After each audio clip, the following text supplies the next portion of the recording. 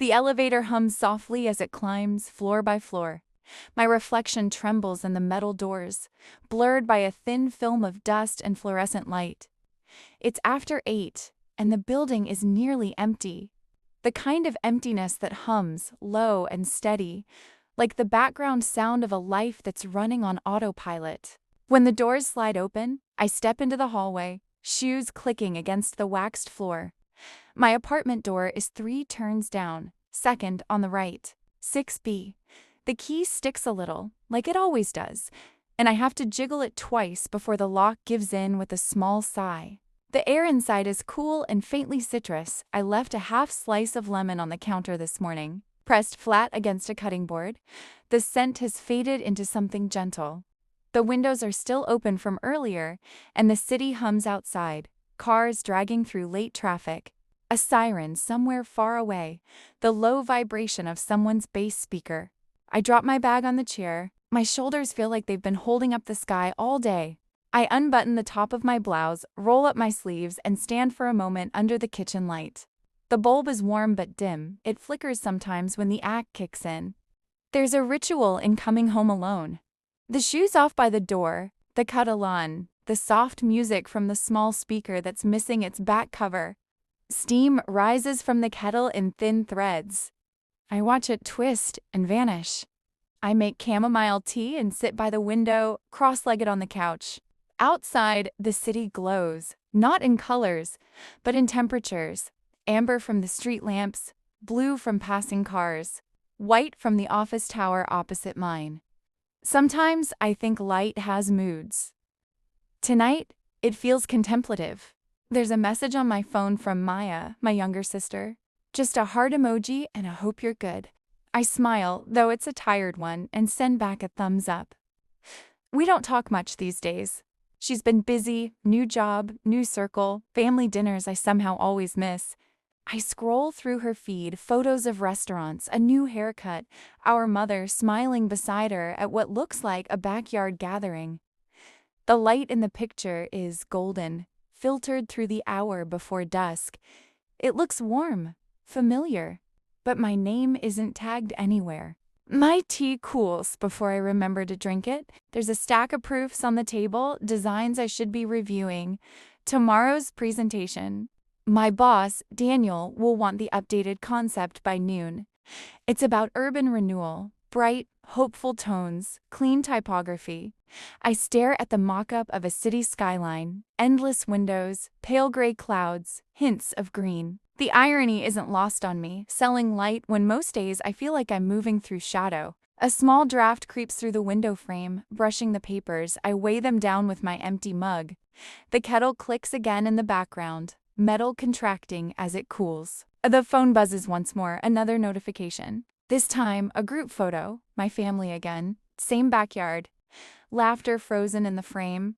Maya in the center, a man beside her holding her hand. The caption, she said, yes. The comments beneath, hearts, congratulations, champagne emojis. The world celebrating, and I am sitting here in a quiet apartment in the city we both left our hometown for. I look at the photo again. My mother's face, radiant. My father, glass raised. Maya, eyes closed, laughing. I read the caption again, slower this time. She said yes. There's a hollow sound inside me, like a door swinging open in a house I forgot I owned. No text, no call, no invitation, just the silence that's always been there, shaped into a new form. I put the phone down face first on the table. Outside, the wind shifts. The building groans softly, as if adjusting its weight. I tell myself it's fine.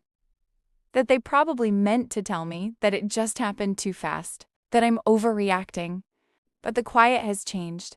It's heavier now. In the window's reflection, I see myself, blurred by the glass, haloed by city light. For a moment, I don't recognize her, the woman who's always been the dependable one.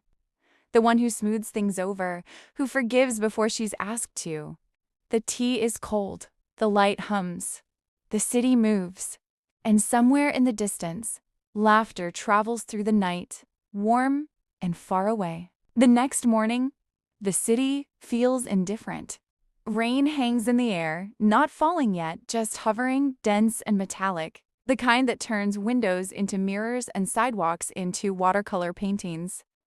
I wake up early, out of habit, though I barely slept.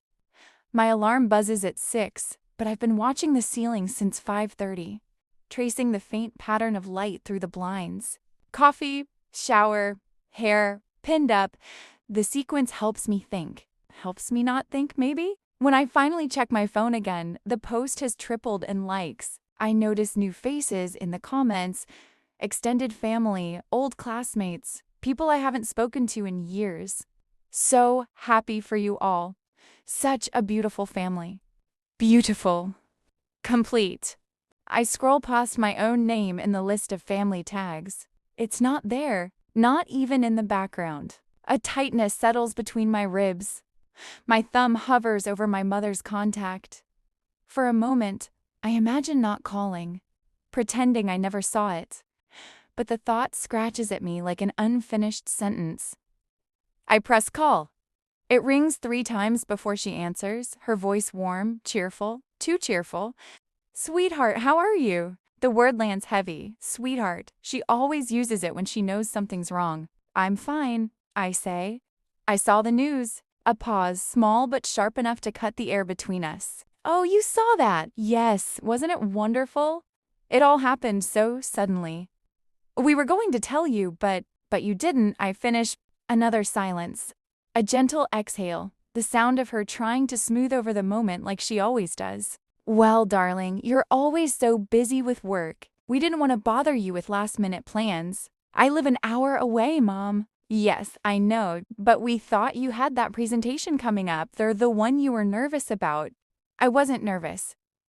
You were, she says softly. You always worry too much. I close my eyes. Her tone hasn't changed in years, velvet over steel. The kind of calm that suffocates instead of soothes. I would have liked to be there, I say finally. It was her engagement. I found out with everyone else on Instagram. Oh, sweetheart, don't make this a big thing. It just happened. She didn't even know he'd proposed that night. But you were all there? Well, of course. It was just family. It was her moment, darling. We didn't want to make it complicated. Complicated. That word again. It used to mean I was different. Now it means I'm inconvenient. I'm family, I say, quieter than I mean to. You are. Of course you are. She rushes in. You know we love you. You've always been so independent, though. We never know when you want space. I never wanted space from you, I say. You just gave it to me. There's a sound like she's rearranging something, maybe cups, maybe her thoughts. Then, you're overthinking again, honey. Don't be so sensitive. There it is, the softest weapon. I can almost see her shaking her head, smiling faintly like this is something small. A bruise that doesn't hurt unless I insist it does. I'm not being sensitive, I say. I'm telling you how I feel. Oh, I know, she says in that slow, tired way. You always feel things so deeply. That's why you get hurt. You need to learn to let go, sweetheart. The rain starts, then sudden, sharp, filling the pause between us. It hits the window like small, hurried fingers. I picture her kitchen, the one with the pale blue tiles and the vase of artificial lilies.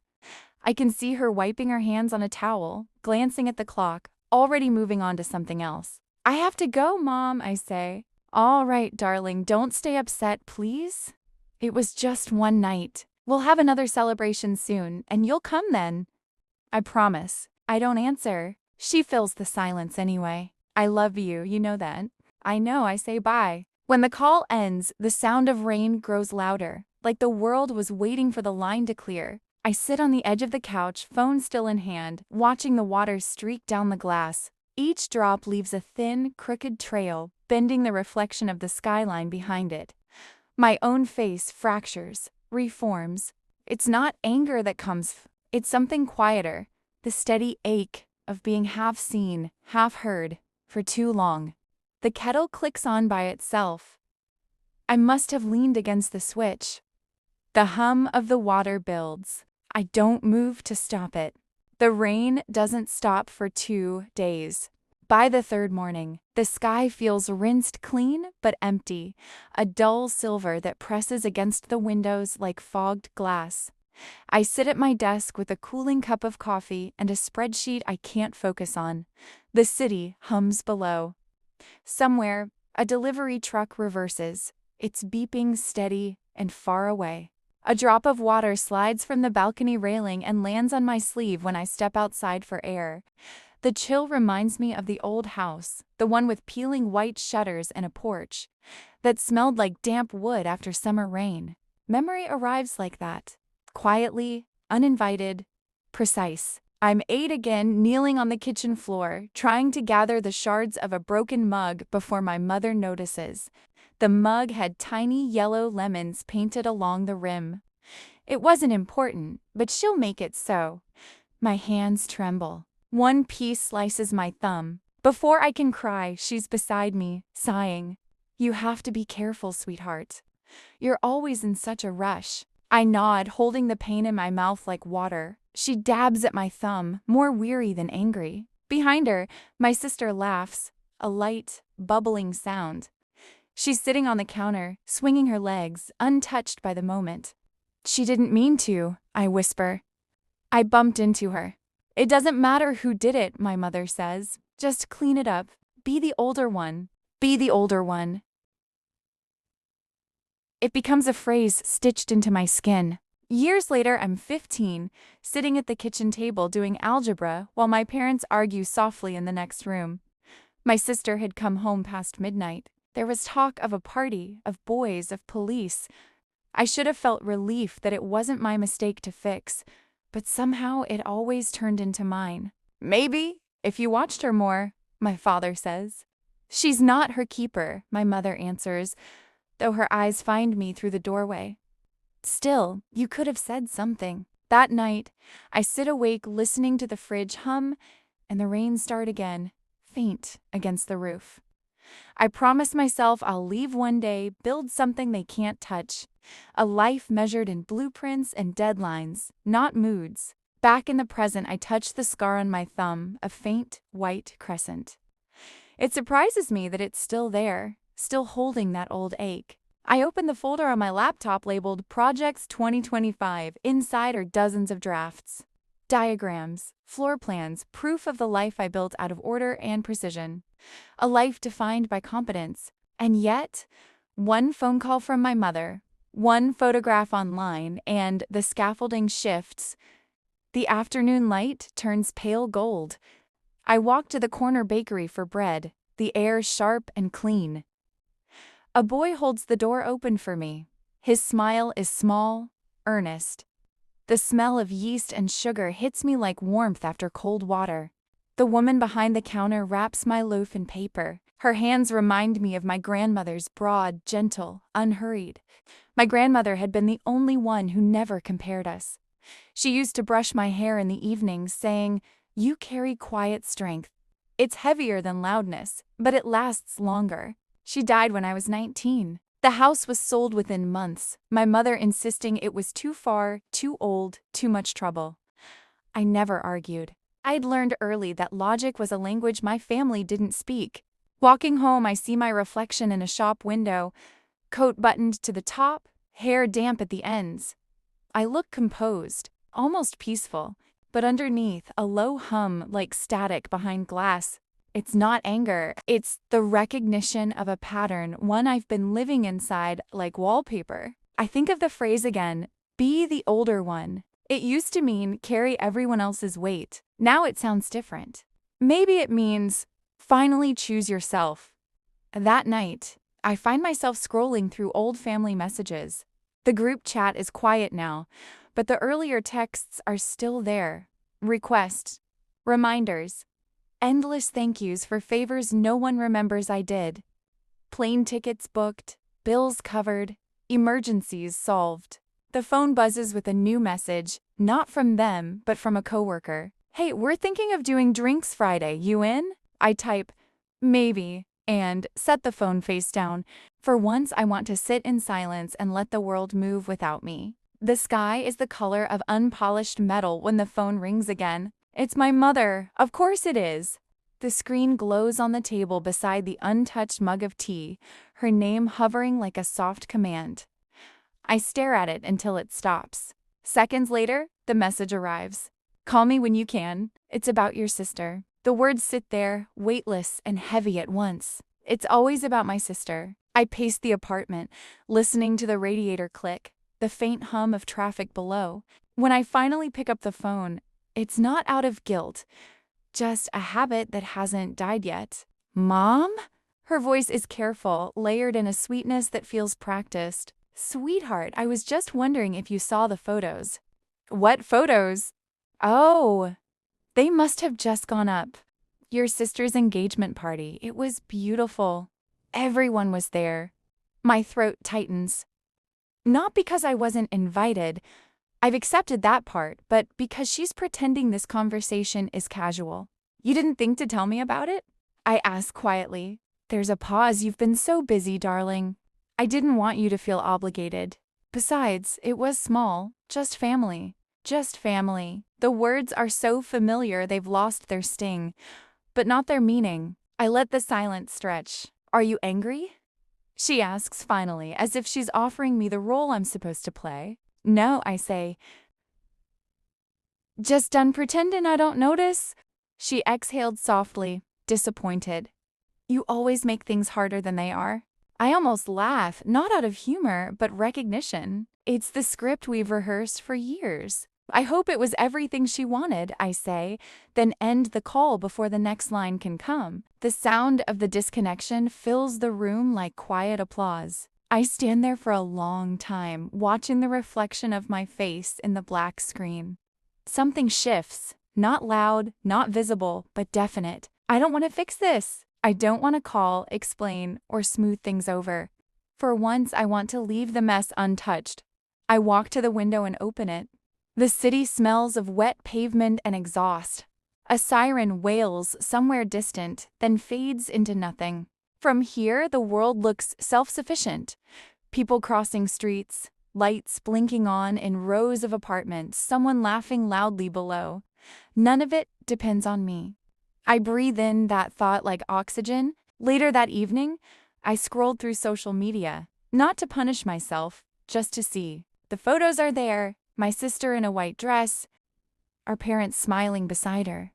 The same chandelier I remember from my grandmother's house now hanging above a table covered in champagne glasses. In one picture, my mother's hand rests lightly on my sister's shoulder. It looks staged, but the affection is real enough to stink. The caption reads, "Couldn't have done it without my amazing family." I close the app, delete it.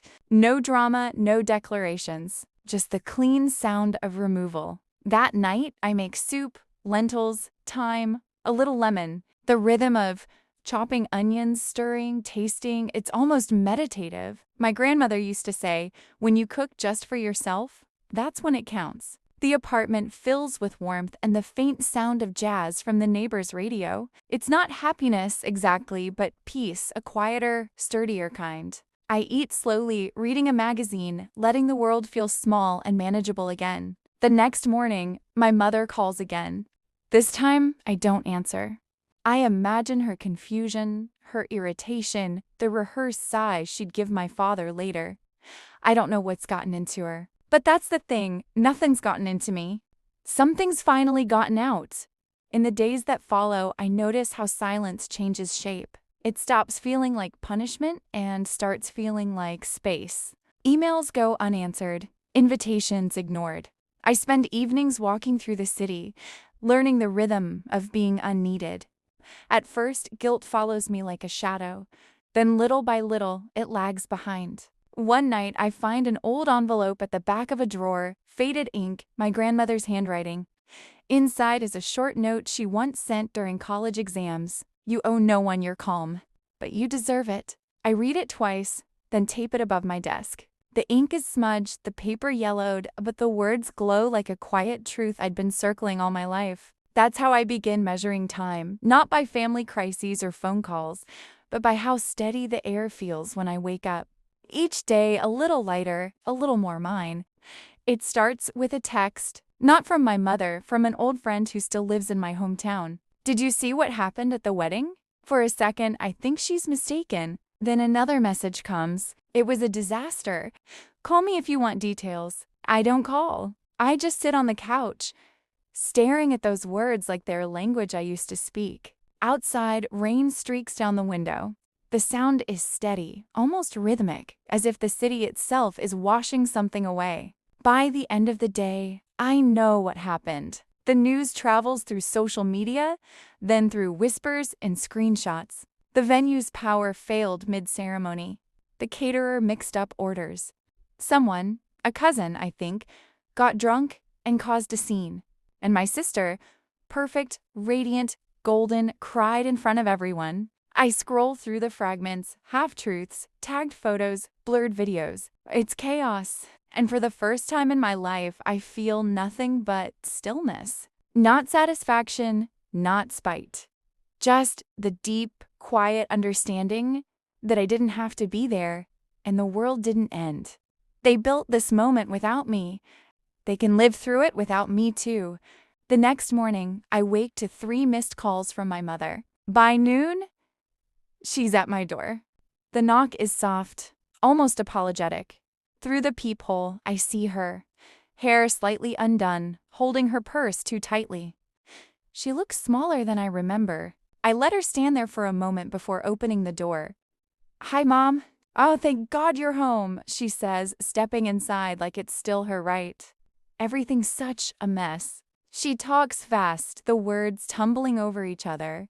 The ruined cake, the money wasted, the embarrassment, the guests who left early. When she finally looks at me, it's as if she's realizing I haven't said a word. "You heard about it, didn't you?" "I did." Silence fills the space between us, the kind of silence that demands shape. "I suppose you think it serves us right," she says softly. "That's what you're thinking, isn't it?" "No," I reply. "I just think it's not mine to fix." Her eyes flicker. Disbelief, hurt, confusion. The trilogy of emotions I've spent my whole life avoiding. "Don't say that. You've always been the reasonable one. You've always helped us figure things out." "Exactly," I say, "and where did that get me?" She sits down on the couch, clutching her purse like a lifeline. "I know you're angry," she murmurs. "But your sister's been through a lot. She's—" "Stop!" It comes out quietly, but it lands like thunder. She stops. "I'm not angry," I tell her. "I'm exhausted. There's a difference." She opens her mouth, closes it again. The air feels thin, fragile. Finally, she says, "You've changed." "I've started listening to myself," I correct gently. For a long time, we sit in silence.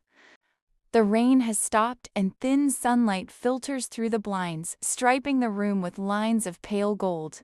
When she finally stands to leave, she hesitates by the door. "I hope one day you'll understand that we did our best." I nod. "I know you did. I'm just doing mine now." She doesn't know how to respond to that, so she just nods and walks away. The sound of her footsteps in the hallway echoes like a final page turning. After she's gone, I make tea and sit by the window. The city is bright again, reflections on glass, wet streets drying into silver ribbons. I think of my sister, of the mess she's left behind, of my mother's weary eyes. And for the first time, I feel no need to step in, to soften the blow, to offer solutions. The world spins without my intervention, and that I realize is the purest kind of freedom. That night, I light a candle, small amber flame, and open my journal. For months, its pages have been empty, waiting. I write one sentence: "I am not the consequence of other people's chaos." Then I close it. The flame flickers once, then steadies. Somewhere in the distance, laughter drifts through the open window, someone's life moving forward, effortless, ordinary. Mine, too, finally feels like it's beginning. 6 months later, I no longer check my phone before sunrise. Mornings have changed shape, slower, simpler. The air smells faintly of coffee and lemon soap, and the apartment holds a kind of silence that isn't loneliness anymore, but space. The kind you can breathe in. I move my desk closer to the window. From here, I can see the skyline, glass towers reflecting the soft pink of early light. Pigeons threading through the air like ash-gray commas. Every day begins the same way. I water the plants, open the window just enough to let in a stripe of cold air, and stand there, barefoot, while the city stirs awake below. Sometimes I think about how long I spent trying to be useful, indispensable, how every version of love I knew had been conditional on what I could fix. Now my usefulness belongs to me. A few weeks ago, my mother sent a message, short, polite, and hesitant. Your sister and Mark separated. She's moving back home for a while. No guilt, no demand. Just information like a weather report. I read it twice, then put the phone down. For a second, the old reflex flickered, the instinct to call, to soothe, to strategize.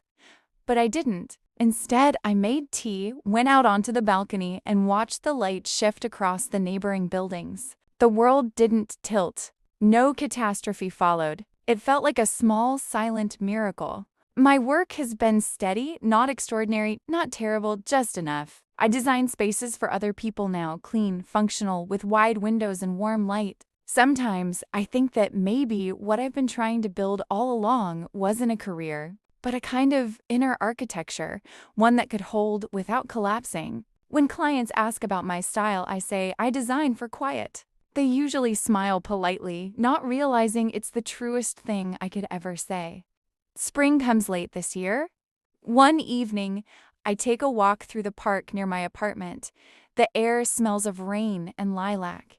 The world hums with small, invisible beginnings. I pass a family by the fountain, a little girl holding her father's hand, her laughter bright against the dusk. For a moment, I envy that ease, the way she exists without negotiation.